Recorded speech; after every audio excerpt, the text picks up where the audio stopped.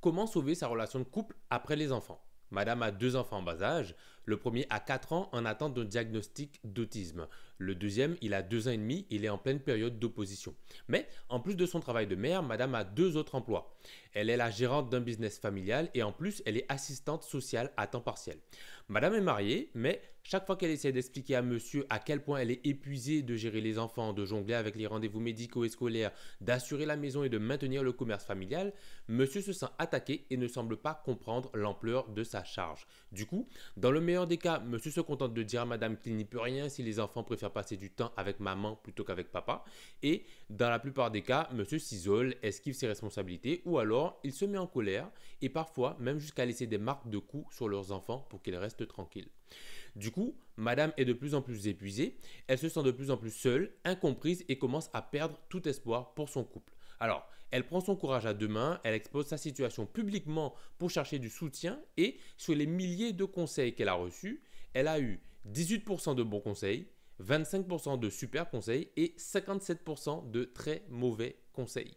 Donc, dans cette vidéo, on va analyser les meilleurs conseils que madame a reçus pour sauver son couple et à la fin de la vidéo, je vous partagerai mes meilleurs conseils pour répondre à 3 questions.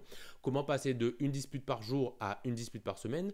Comment madame peut obtenir de monsieur ce dont elle a besoin sans avoir à lui demander? Et comment diviser la charge mentale par 3 pour multiplier son temps libre par 2? Alors, on verra tout ça en fin de vidéo, mais pour l'instant, on va commencer par les 57% des pires conseils que madame a reçus. Ton mari ne veut pas participer aux tâches domestiques et il utilise l'incompétence comme une excuse. Il te force à tout prendre en charge. Ce n'est pas une relation équilibrée. Divorce. Il est littéralement un homme enfant qui préfère rester assis devant la télé à manger des bonbons pendant que toi tu fais tout. Arrête de te battre pour le faire changer. Il te force à être une mère célibataire dans le mariage en refusant de partager les responsabilités. Ce n'est pas un mari, c'est un fardeau supplémentaire. Tu t'épuises pour quelqu'un qui ne te soutient pas. Je suis divorcé et c'est bien plus facile d'être une maman célibataire que de devoir aussi gérer un gamin adulte.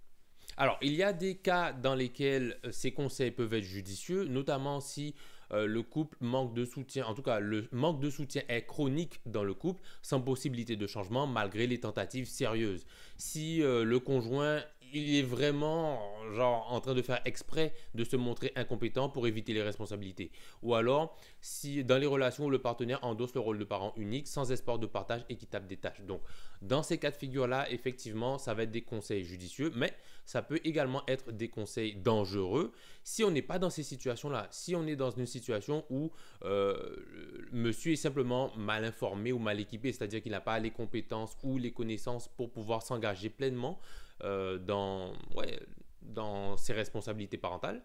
C'est-à-dire que s'il avait un peu plus de connaissances et de compétences, il pourrait assumer ce rôle-là avec succès. Ces conseils-là seraient également dangereux si on est dans un cas où la communication n'a pas été pleinement explorée ou que les responsabilités n'ont pas été clairement définies au préalable. En tout cas, qu'il y a une marge de progression sur ces étapes-là. Et ça va être dangereux également pour les couples qui traversent des périodes difficiles, notamment temporaire. Donc, par exemple, on pense après la naissance d'un enfant. Bon, c'est censé être une phase qui n'est pas censée s'éterniser.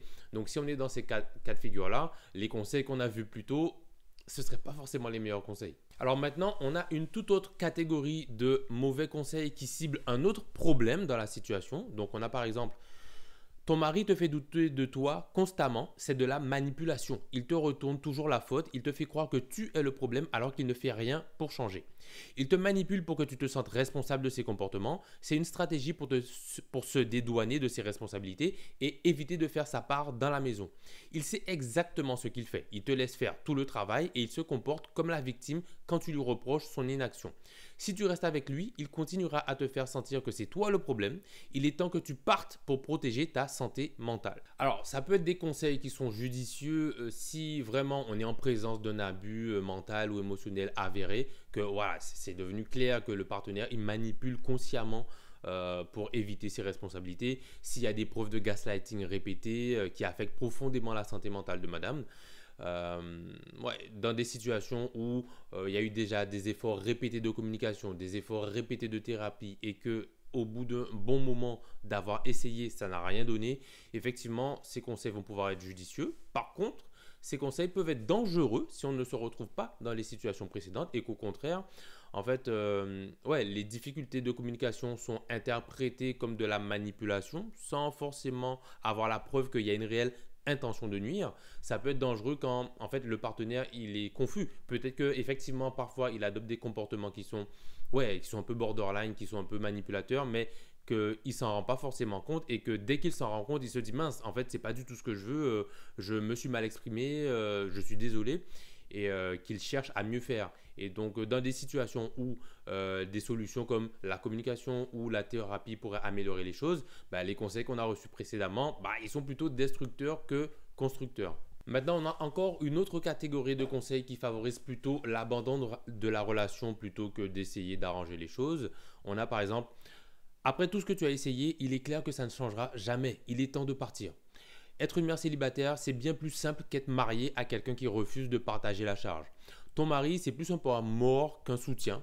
Imagine tout ce que tu pourrais accomplir sans lui. Si tu veux que les choses changent, il faut que tu partes maintenant car il ne changera jamais. Il est trop tard pour espérer une amélioration et il est temps de retrouver ta paix et de sauver tes enfants de cette ambiance toxique. Alors, ça peut être des conseils qui sont judicieux si vraiment on est en présence de violences physiques ou violences verbales ou émotionnelles, mais que ces violences sont avérées et sont répétées et que ça met en danger le bien-être de madame, ça met en danger le bien-être des enfants. Ça peut être des conseils judicieux également s'il n'y a aucune volonté de changement ni d'engagement de la part de monsieur, malgré les tentatives de réconciliation. Et que du coup, ça engendre de la souffrance mentale intense, des comportements irrespectueux, des comportements destructeurs de la part de monsieur. Ouais, ça va être des conseils qui sont judicieux à suivre dans ces cas de figure-là. Mais si on n'est pas dans ce cas de figure-là, on va voir les conseils qui sont plus judicieux à suivre. Alors maintenant, on va parler de conseils qui sont bien meilleurs, en tout cas que les conseils qui sont plutôt destructeurs pour le couple. Il y a certains cas de figure où la destruction du couple va être favorable, mais si jamais on n'est pas dans ces cas de figure-là, voici les meilleurs conseils qu'elle a reçus, madame. Donc on a, prends le temps, alors non, on va commencer par celui-là. Tu devrais arrêter de faire certaines tâches comme le ménage ou la cuisine pour qu'ils comprennent l'importance de son implication. Les enfants ne sont pas arrivés avec un manuel que seule la mère a reçu. Il doit prendre ses responsabilités sans avoir besoin qu'on lui dicte quoi faire. Il occupe un emploi à plein temps, c'est un grand monsieur, il est capable de faire sa propre liste de tâches tout seul. Et si après avoir pris le temps de faire la liste pour lui, il ne fait rien, qu'est-ce qu'on fait Donc les avis sont assez mitigés. On a quelqu'un qui nous dit également, prends le temps de faire une liste exhaustive des choses que tu as besoin qu'il fasse et le laisser choisir. C'est une blague. C'est un homme adulte. Tu ne devrais pas avoir à lui rédiger une liste de tâches. C'est ce qu'on fait pour un enfant qui apprend à aider dans la maison. Donc les avis sont assez mitigés sur le sujet de la liste de tâches, mais ça reste quand même de meilleurs conseils que ce qu'on a vu précédemment et des conseils qui peuvent être judicieux si le partenaire est prêt à s'impliquer, mais il a besoin de clarté sur les attentes spécifiques. Ça peut être judicieux dans les couples où la répartition des tâches est mal définie ou en tout cas pas encore suffisamment claire et que les partenaires sont réceptifs à un partage plus structuré. Ça peut être également judicieux quand le partenaire n'est pas contre l'idée de participer davantage, il est peut-être même volontaire pour participer davantage, mais il manque peut-être d'initiative ou de compréhension, il n'a pas très bien compris tous les enjeux des choses et il est ouvert à recevoir des instructions. La liste des tâches peut être un bon conseil à suivre dans ce cas de figure-là. Donc on a encore des conseils qui concernent l'exécution des tâches, par exemple. Le fait qu'il ne sache pas quoi faire n'est pas une excuse. Tu devrais fixer des règles claires pour que chacun sache ce qui est attendu de lui en termes de qualité et de fréquence. Si tu as besoin que le ménage soit fait correctement, assure-toi d'établir des standards précis. Sinon, tu risques de devoir tout refaire derrière lui. Et il est temps de mettre en place des routines claires et structurées pour le ménage et la cuisine. Si chacun connaît les standards, il n'y a plus d'excuses pour éviter les tâches. Arrête de faire les choses à sa place, définissez un système où chaque tâche est répartie avec des critères de qualité. Il doit comprendre que ces tâches sont aussi importantes que son travail. Alors là encore, ces conseils-là, ils peuvent être judicieux dans les cas où le partenaire est prêt à s'impliquer, mais il a juste besoin d'indications claires sur la manière dont il faut faire les choses et puis à quel niveau de standard les faire. Dans les couples où les désaccords sur la qualité des tâches provoquent des conflits, et où du coup le fait d'imposer, en tout cas de définir un standard peut aider à réduire ces conflits-là. Et ça peut être judicieux aussi quand les deux partenaires cherchent des solutions organisationnelles pour harmoniser leur mode de vie au quotidien. Par contre, ça peut quand même être un peu léger quand on est dans des cas où le couple cherche à développer des compétences de communication et de compréhension mutuelle au-delà des tâches ménagères. Dans les situations où les tensions viennent de besoins émotionnels insatisfaits plutôt que de problèmes de répartition de tâches. Et lorsque les standards de performance et la rigidité des routines masquent des problèmes plus profonds comme le manque de soutien affectif et la coopération véritable, quoi. Donc dans ces cas de figure-là, s'occuper de la liste des tâches, de la répartition équitable des tâches, de l'atteinte de certains standards de tâches, ça peut aider, c'est déjà de meilleurs conseils, mais ça ne prend pas forcément en compte la dimension émotionnelle du problème. Et toujours pour poursuivre sur les conseils qui concernent la liste des tâches, l'exécution des tâches, on a aussi l'externalisation des tâches, la délégation des tâches. Donc on a engage quelqu'un pour t'aider avec tout ça. Il y a même des émissions comme Super Nanny qui viennent chez les gens pour aider à discipliner les enfants et instaurer de l'ordre. Les parents doivent être une équipe, vous êtes les chefs et ils doivent vous écouter. Prends soin de toi et engage une nounou ou une aide ménagère chaque semaine pour te soulager quelques heures. Prends du repos, va marcher, dors. Cet argent sera bien investi car tu es importante. Il faut que tu prennes soin de toi. Donc, s'il ne t'aide pas physiquement, alors demande-lui de payer une femme de ménage chaque semaine et de mettre les enfants à la garderie à temps plein. Tu fais déjà énormément, cette situation est épuisante. Est-ce que tu peux embaucher quelqu'un pour éventuellement t'aider? Alors, ça, ce sont déjà de meilleurs conseils que les conseils destructeurs qu'on a vus précédemment et qui se concentrent sur la délégation. Donc, ouais, engager une nounou, en tout cas, engager de l'aide, ça peut être très utile dans les cas où les parents sont surchargés avec leurs tâches professionnelles et les tâches ménagères à la maison. Ça peut être également très utile quand les enfants demandent beaucoup d'attention et qu'ils ont besoin d'une nounou ou en tout cas d'une solution de garde de manière temporaire pour pouvoir garder les enfants. Ouais, ça peut donner un bon soutien aux parents ponctuellement à court terme. Là où ça peut être légèrement insuffisant, en tout cas, ça peut être des solutions qui sont correctes mais qui peuvent ne pas être assez profondes dans certains cas de figure. Justement, quand les couples souhaitent développer une meilleure communication ou alors ils souhaitent développer un meilleur soutien mutuel au-delà de qui fait les tâches ou de est-ce qu'on délègue les tâches. Et ça peut être problématique quand la délégation des tâches, ça crée une dépendance qui finalement sert de masque aux problèmes relationnels qui sont plus profonds et qui du coup ne seront pas forcément abordés. Alors maintenant qu'on a vu les conseils les plus destructeurs pour la relation et les conseils qui sont plutôt pratico-pratiques, on va aborder les conseils qui en tout cas sont les meilleurs conseils qu'elle a reçus dans cette conversation. Alors, tu as tant à gérer et il est possible que ton mari traverse aussi une période difficile sans arriver à l'exprimer. Mais se donner de la compassion peut avoir un effet positif sur la manière d'aborder les choses et les gens autour de soi. Quand tu écoutes ton corps et ton esprit, comme tu l'as fait en écrivant ce message, tu te rapproches d'une solution puissante et c'est un grand pas en avant. On peut tous devenir la meilleure version de nous-mêmes en mettant constamment des efforts pour améliorer nos comportements. Je trouve que le monde autour de moi change lorsque je fais ce travail personnel. Et j'ai compris qu'on doit se rappeler que chacun porte des fardeaux inconnus et que cela aide à mieux se comprendre, de partir à la découverte de ces fardeaux-là. C'est en se comprenant qu'on peut aimer l'autre de manière plus juste. Du coup, il y a pas mal de bénéfices à court terme à utiliser ce genre de solution. Il y a notamment le fait de travailler à son bien-être personnel. Ça va permettre de réduire les tensions, ça va permettre de augmenter la capacité que chaque individu a, que monsieur et que madame ont à gérer leurs émotions dans les moments de frustration, là où c'est le plus essentiel. Et du coup, la communication sera plus apaisée parce que chaque partenaire se sent moins sur la défensive à court terme. Et à long terme, le fait d'avoir une meilleure compréhension de soi, le fait d'avoir une meilleure compréhension de l'autre, ça fait qu'on comprend mieux la dynamique de couple, on comprend mieux les conflits et on sait mieux gérer les conflits et éviter les conflits. Et du coup, ça renforce le soutien mutuel dans le couple et ça contribue à l'épanouissement personnel de chacun en fait et qui fait qu'au bout du compte, la relation elle est plus harmonieuse, elle est plus épanouissante pour tout le monde. Alors maintenant, on a encore des conseils qui sont très bons, qui se concentrent toujours sur la relation et notamment sur la communication. Alors, ce que tu décris, c'est exactement ce qu'on appelle le cycle classique de communication toxique dans un couple. Je te conseille d'arrêter d'utiliser les « tu fais toujours » ou « tu ne fais jamais » et de plutôt essayer de formuler avec des phrases « voilà ce que je ressens que… » Même si c'est difficile au début, le changement de ton, de tonalité peut beaucoup aider. Ce genre de conflit, c'est très courant et souvent, ce qu'on pense être le problème, c'est en fait une mauvaise communication. Un thérapeute peut aider à mettre des mots sur les besoins de chacun pour éviter que la frustration et la colère ne s'installent davantage.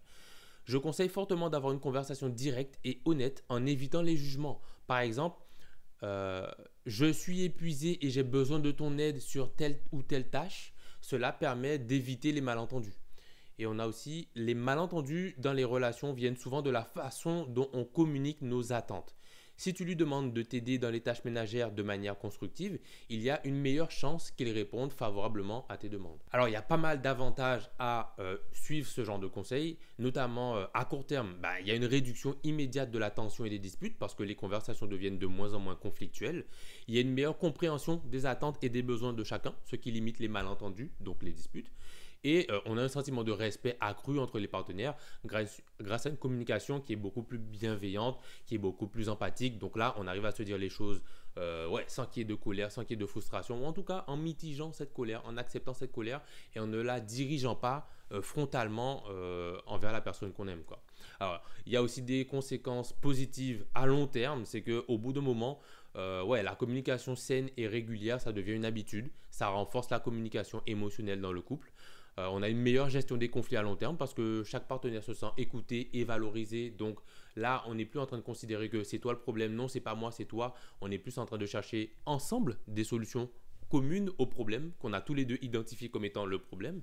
Et puis, ça fait que le couple peut développer une résilience face aux défis parce qu'ils savent comment exprimer et recevoir les critiques de manière constructive, si jamais il y a critique à faire. On est là pour construire ensemble plutôt que d'expédier la dissolution du couple. Alors toujours sur la même lancée, on a encore des conseils qui favorisent la résolution non violente des conflits. Ce que tu traverses est difficile, prends soin de toi. Voilà. Ça serait bien que tu prennes un jour pour discuter des problèmes sans que cela ne s'enflamme. Partager un objectif commun pour votre relation pourrait apaiser les tensions et montrer que tu es ouvert au dialogue. Ma femme et moi avons eu de nombreuses conversations pour réinitialiser notre relation, pour éviter l'accumulation de rancœur. Parfois, tout ce dont nous avons eu besoin, c'est une discussion honnête et bienveillante pour nous remettre sur la bonne voie. Et si tu veux donner une chance à ton mari d'améliorer la situation, évite de l'accuser. Cela pourrait le pousser à se renfermer. Essaie de lui dire simplement que tu as besoin d'aide et que tu aimerais qu'il prenne certaines responsabilités à la maison. Parle à ton mari sans accuser, dis-lui que tu te sens seul et épuisé et s'il continue à te blâmer ou à se disputer, tu auras au moins essayé de résoudre les choses calmement. Alors les avantages de ce mode de communication, c'est que ça réduit les tensions, on est moins à se disputer, en tout cas on communique d'une manière qui va moins avoir de déclencheur pour les disputes. On aura plus le sentiment d'être soutenu en évitant d'avoir une conversation conflictuelle. On est en train de rechercher de l'aide commune pour une résolution mutuelle d'un problème qu'on a tous les deux finalement. Et puis ça offre des moments de répit. En fait, ça fait drastiquement baisser le nombre de disputes dans le couple, dans la journée, dans la semaine. Du coup, ça fait beaucoup moins d'énergie qu'il faut allouer à se disputer tout le temps, quoi. Et puis à long terme, donc on a une augmentation de la satisfaction conjugale, on prend plaisir à être ensemble et à rester ensemble, donc c'est bon pour pouvoir tenir sur le long terme. Ça permet de développer une culture du couple de respect mutuel. Donc quand on sait qu'on a l'habitude de se respecter, on a l'habitude de trouver des solutions ensemble, c'est beaucoup plus rassurant et on a confiance l'un dans l'autre, on a confiance dans notre capacité à affronter des défis.